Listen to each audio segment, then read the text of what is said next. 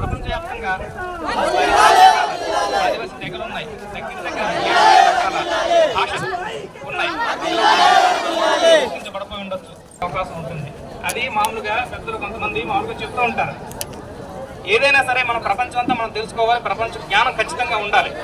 ఈ ప్రపంచంలో మనం కూడా మనం కూడా దీంతో పాటు మనం ముందుకు వెళుతున్నాం కాబట్టి ఖచ్చితంగా మనకి ఆ జ్ఞానం అనేటువంటి ఉండాలి. కానీ ఎప్పుడు కూడా మన తాలూకు మూలాల్ని మనం మర్చిపోయినట్టయితే కనుక, మన చరిత్రను మనం మర్చిపోయినట్టయితే కనుక, మనం ప్రత్యేకించి వేరే చరిత్ర సృష్టించేది అయితే ఏది ఉండదు. అది మాత్రం అందరూ గుర్తుపెట్టుకోవాలి.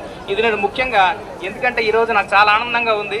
ఇంతమంది యువకులు, విద్యార్థులు ఈ కార్యక్రమానికి ఇక్కడికి రావడం జరిగింది. దీంట్లో ఈ సంస్కృతి సాంప్రదాయాలు ఎందుకు గుర్తుపెట్టుకోవాలంటే, మనం దీంట్లోనే సాంప్రదాయాలు ఒకప్పుడు మన పెద్దలు ఎలా బతికారు, వాళ్ళ తాలూకు మనోభావాలు ఎలా ఉండేవి, వాళ్ళ తాలూకు జీవితం పట్ల ఎవరు మంత్రం అంటుంటారు. ఒక భగవద్గీత చదివితేనో లేకపోతే మొత్తం ఏదో ఒక యోగ వాసిష్టం చదివితే ఇటువంటి చదివితేనో పెద్ద జ్ఞానం వస్తుంది. అర్థం అంటే ఏంటో దాన్ని పూర్తిగా తెలుసుకుని దాంట్లో బతికినటువంటి వాళ్ళు మన పెద్దలందరూ కూడాను. అది చెప్పడానికి ఒక చిన్న కథ ఉంటుంది. ఒకవేళ ఇది అధిక ప్రసంగం అనుకోకపోయినట్లయితే కనుక చాలా తక్కువలో ముగిస్తాను. ఒక 2 నిమిషాలు వినవలసిందిగా ప్రార్థిస్తాను. ఒకసారి ఒక అడవిలో ఒక భార్య భర్త వాళ్ళు చిన్న గుడిసె వేసుకుని అక్కడ ఉన్నటువంటి ఆ పళ్ళు అవి తింటూ అక్కడ ఉన్నటువంటి వన్యమృగాలతోటి అక్కడ ఉన్నటువంటి చెట్లు ఎలా తీసుకెళ్ళగలవు? నేను ప్రాణాలతో ఉండగా ఇదిగో నీ చేతుల్లో బల్లెం ఉంది, నా చేతుల్లో కర్ర ఉంది, నీ దగ్గర గుర్రం ఉంది, నా కాళ్ళకి చెప్పులు కూడా లేవు. అయినప్పటికీ నేను ప్రతిఘటిస్తాను, నేను ఖచ్చితంగా ప్రతిఘటించి తీరుతాను. ఎందుకంటే నా గుండెలో ధైర్యం ఉంది, నాకు అసలైనటువంటి ప్రాణం అంటే ఏంటో తెలుసు, అసలైన గౌరవం అంటే ఏంటో నాకు తెలుసు. కాబట్టి మహారాజు అయి ఉండొచ్చు, నీ దగ్గర రాజ్యం ఉండొచ్చు, నీ దగ్గర కోట్ల ధనరాశులు ఉండొచ్చు, ఏమున్నప్పటికీ కూడా వస్తాయి. ఎంతో మంది మార్పులు ఉంది, కోట్ల మొత్తం ఈ చదరంగ బలాల సైన్యం ఉంది. ఆ మనిషిని చంపేశాడు, ఆ పిల్లను చెరబట్టాడు, తీసుకుని వెళ్ళిపోయి అమ్మాయిని బలవంతంగా అమ్మాయిని తన కోటలో ఉంచుకున్నాడు. ఉంచుకున్న తర్వాత ఒక రోజు తను వచ్చి ఆ స్త్రీని అడిగాడు, ఏమి చూసావా, నేను మహారాజుని, నా దగ్గర బలం ఉంది, నా దగ్గర మంది మార్బలం ఉంది, నాకంటే గొప్ప ఎక్కడ దొరుకుతాడు నీకు, కాబట్టి వాడికంటే నేనే గొప్ప కదా నీకంటే. ఆ పిల్ల ఒకటే చెప్తుంది, నువ్వు ఎన్నైనా చెప్పు, నా భర్త కంటే కూడా నువ్వు ఏ రకంగానో కూడా ఏ విధంగానో కూడా నువ్వు గొప్పపడవు అని చెప్పి నేను ఖచ్చితంగా అనుకుంటుకొని ఒక తప్పుడు పని చేయడానికి ఇదంతా ఉపయోగించావు తప్ప నువ్వు ఒక మంచి చేయడానికి ఉపయోగించలేదు. నువ్వు ధైర్యవంతుడు, నువ్వు అంటావా, నువ్వు నా భర్త ఒంట్లో ప్రాణం ఉండగా నువ్వు నా మీద చెయ్యి కూడా వేయలేకపోయావు. నా మీద నువ్వు ఎప్పుడు వేయగలిగావంటే అది కేవలం నా భర్త కంఠంలో ఊపిరి తీసిన తర్వాత మాత్రమే. కాబట్టి నా భర్త చనిపోయినప్పటికి కూడా ఒక మగాడిగా ఉన్నాడు, ఒక పౌరుషంతో నిలబడ్డాడు, ఒక దేవుడిగా నిజంగా నా గుండెలో నిలిచిపోయాడు. ఇప్పటికీ నా హృదయాన్ని గెలిచింది ఆయనే. నువ్వు మహా అయితే నా శరీరాన్ని గెలవగలవేమో, తుచ్చమైంది, ఇది రోజు ఉంటుంది, రేపు పోతుంది, దీని గురించి భయపడాలా? కానీ నా ఆత్మ నువ్వు గెలవలేవు, నా ఆత్మ విమానాన్ని నువ్వు గెలవలేవు అని చెప్పినటువంటి ఒక విషయం మనందరూ గుర్తించాలి. అది మన సంస్కృతి, అది మన సాంప్రదాయం అన్నది నా ఉద్దేశం. పోతే మన ఆదివాసీలు ప్రకృతితోటి దేవుణ్ణి చూడగలగాలి, అదే భగవద్గీత కూడా చెప్పేది. అటువంటి దాన్ని పరిపూర్ణంగా ఆచరించగలిగినటువంటి ఒక శక్తి ఒక ఆదివాసీలు మాత్రమే ఉందని చెప్పని ఇంకొక ఉదాహరణ ద్వారా కూడా మనం తెలుసుకోవచ్చు. అదేమిటంటే మన పశ్చిమ రాజస్థాన్ ఏరియాలో బిష్నోయ్ అని చెప్పని ఇక్కడ చెట్లు వాళ్ళు ఏంటంటే మాంసాహారం తీసుకోరు పాపం. వృక్షాలని వాళ్ళ తాలూకు తల్లులుగా వాళ్ళ తాలూకు చెల్లులుగా ఇలాగ వాళ్ళ కుటుంబంలో భాగంగా భావిస్తారు.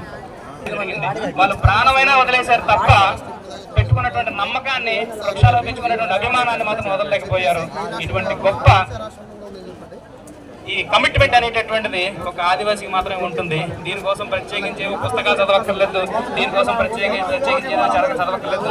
ఎప్పుడైతే మనిషి ప్రకృతికి దగ్గరగా ఉంటాడో, ఎప్పుడైతే ప్రకృతిలో మనిషి మమేకమై బతుకుతాడో అటువంటి మనిషికి ప్రత్యేకించి గురువు అక్కర్లేదు. అటువంటి మనిషికి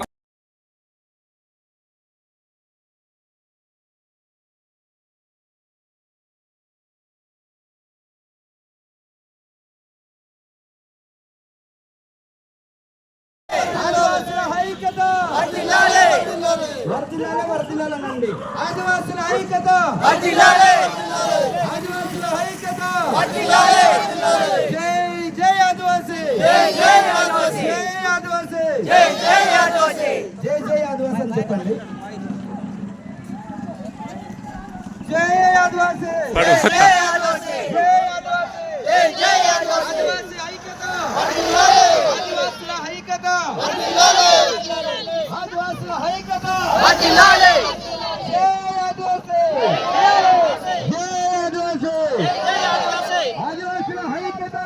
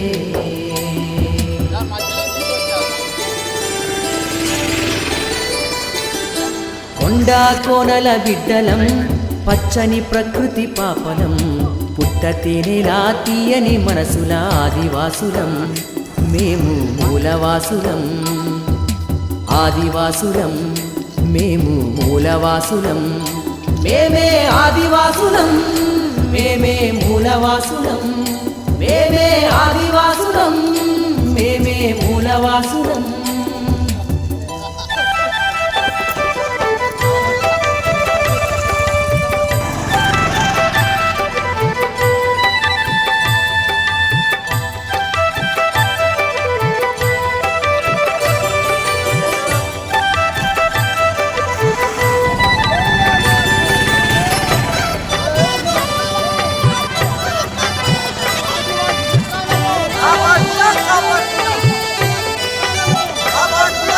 అడవిలో స్వేచ్ఛగా మసిలే కోణం చెట్టు చేమలకు మేము చుట్టాలం గిరులు తరులే మాకు దైవం అటవీ సంపదలే మాకు జీవనం సమిష్టి జీవన సౌందర్యాలే అనాదిగా మా జాతికి బలం మా స్వేచ్ఛ సంస్కృతి హరించవస్తే ఎవరినైనా భరతం భరతం మేమే ఆదివాసులం మేమే మూలవాసులం మేమే ఆదివాసులం మేమే మూలవాసులం కొండా కోనల బిడ్డలం పచ్చని ప్రకృతి పాపలం పుట్ట తేనెలా తీయని మనసుల ఆదివాసులం మేము మూలవాసులం ఆదివాసులం మేము మూలవాసులం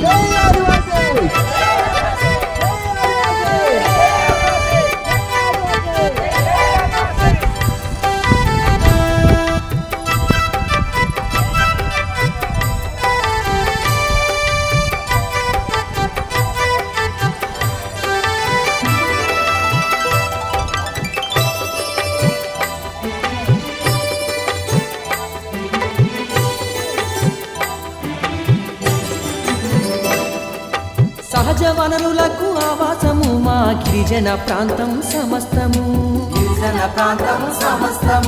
ఆర్గానిక్ బాక్సైట్ ఖనిజాల కాఫీ తోటల నిలయము ఆ సంపద సర్వం కొల్లగొట్టగా దోపిడి దొంగలే పాలకులైరి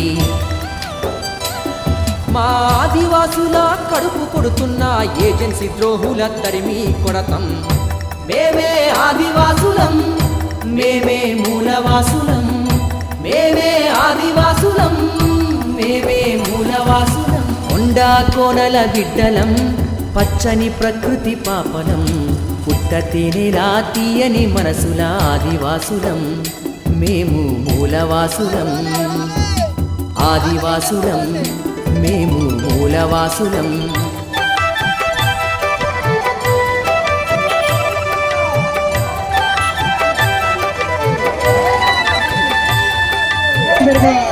దాదాపు 1,60,60,000 మంది 9 బ్రాంచులు మన రాష్ట్రమే కాకుండా ఒడిశా రాష్ట్రంలో కూడా నడుస్తున్న పరిస్థితి. ఇంత పెద్ద ఆదివాసీ ట్రస్ట్ని ఇచ్చేసినటువంటి అందరూ కూడా చేతులు జోడించి తిరిగి వచ్చి ఆదర్శంగా తెలియజేస్తున్నాను. ఈ యొక్క ఆదివాసీ ట్రస్ట్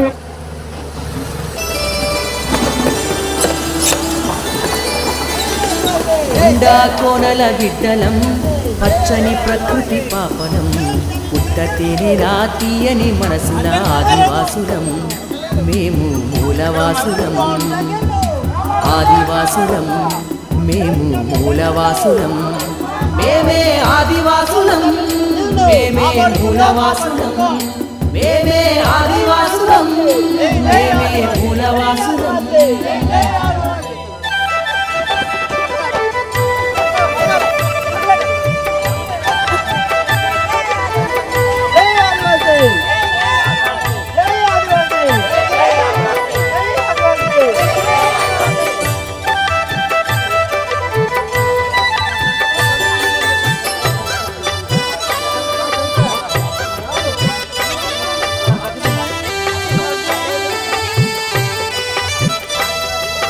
అడవిలో స్వేచ్ఛగా మసిలేటోళ్ళం చెట్టు చేమలకు మేము చుట్టాలం గిరులు తరులే మాకు దైవం అటవీ సంపదలే మాకు సమిష్టి జీవన సౌందర్యాలే అనాదిగా మా జాతికి బలం మా స్వేచ్ఛ సంస్కృతి హరించవస్తే ఎవరినైనా భరతం పడతం మేమే ఆదివాసులం మేమే మూలవాసులం మేమే ఆదివాసులం మేమే మూలవాసులం కొండా కోనల బిడ్డలం పచ్చని ప్రకృతి పాపనం పుట్టతేనే రాతీయని మనసుల ఆదివాసులం మేము మూలవాసులం ఆదివాసులం మేము మూలవాసులం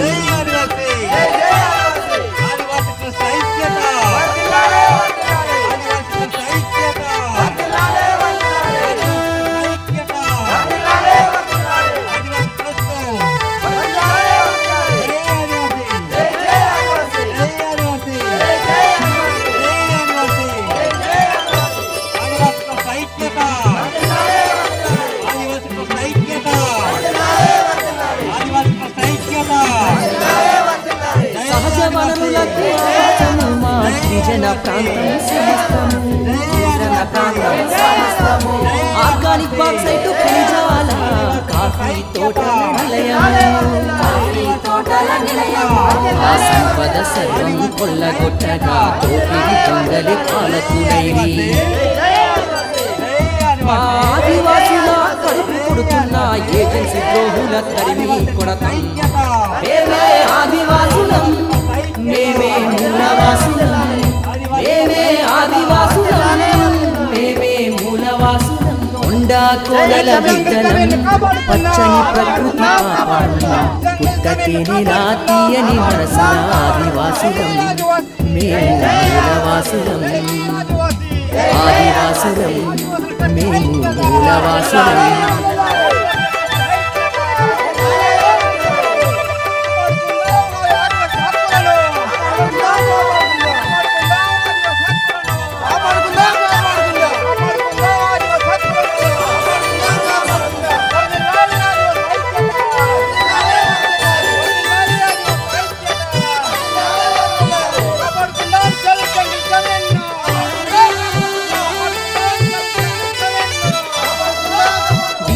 వైద్యం అంతంత మాత్రం రోడ్లు మౌలిక వసతులు శూన్యం 170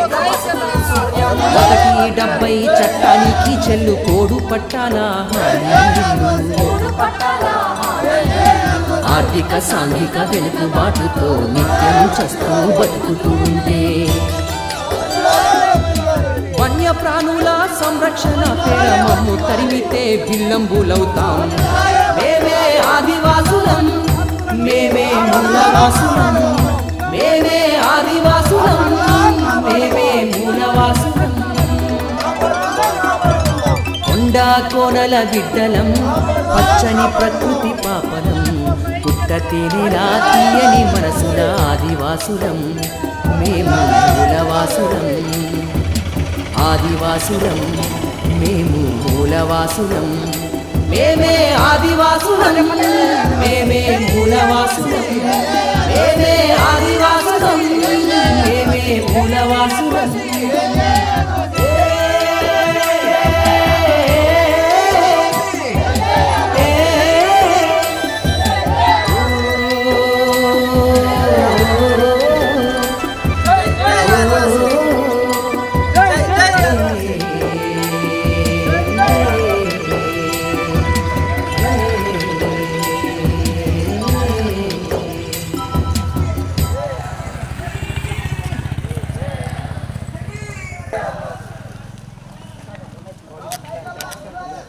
Yeah, hi everyone, Yashwant here. Hi, I'm Sonali Bhadoria. Please subscribe Swechha TV. Stay tuned to Swechha TV. Please do subscribe and like Swechha TV. Guys, do subscribe to Swechha TV. Please do like and subscribe to Swechha.